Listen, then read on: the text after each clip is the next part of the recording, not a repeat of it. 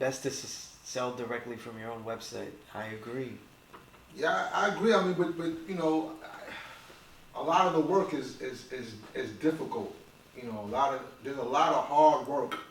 You know, like I said, this culture, this is set in place, and it's centuries of a system that they have, whereas we're still constructing it and being broken down as well as breaking ourselves down. I agree.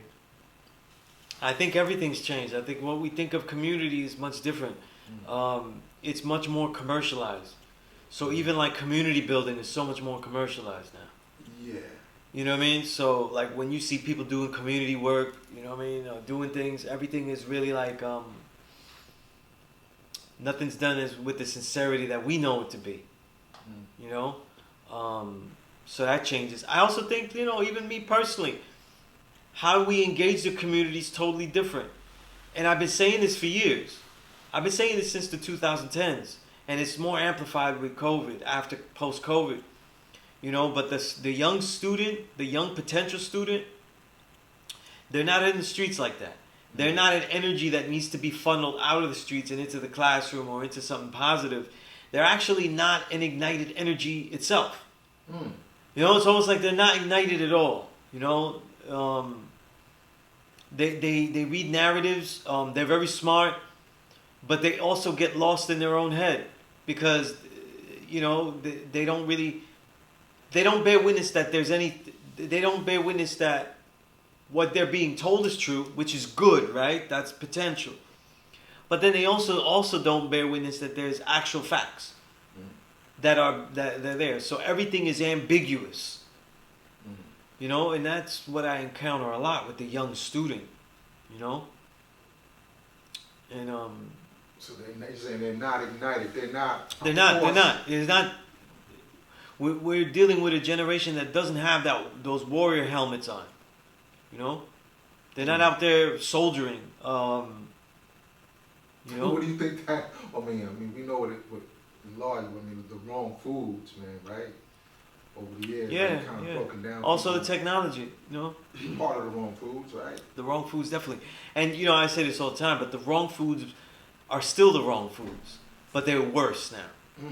You know, so like, if you're having, you know, processed foods today aren't even close to what processed foods used to be. It's a completely different beast. You know, I say years ago, in the 2010s, I believe, they already discovered the detailed parts of your taste buds, like where in the tongue is activated, how chemicals are activated by your, you know, and respond to the tongue. So even now, when you have a potato chip today and a potato chip then, it was made by people's taste and people's opinions, but now it's based on science. It's going to get crisp. It's going to crisp for a certain amount of time and then not.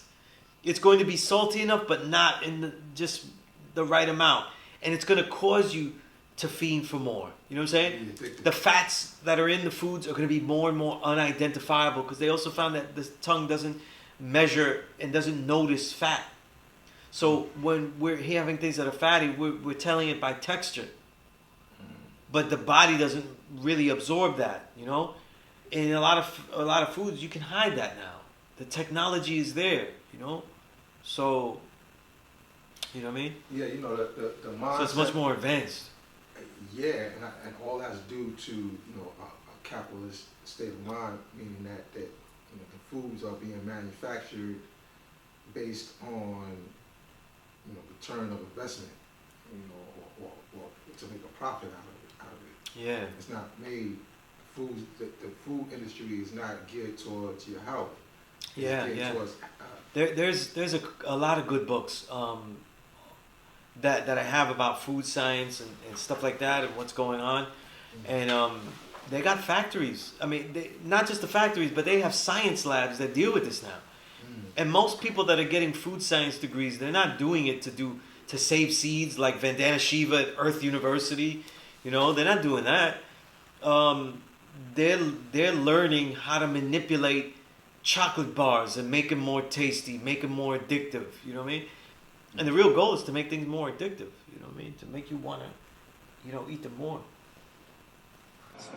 if Mega did this.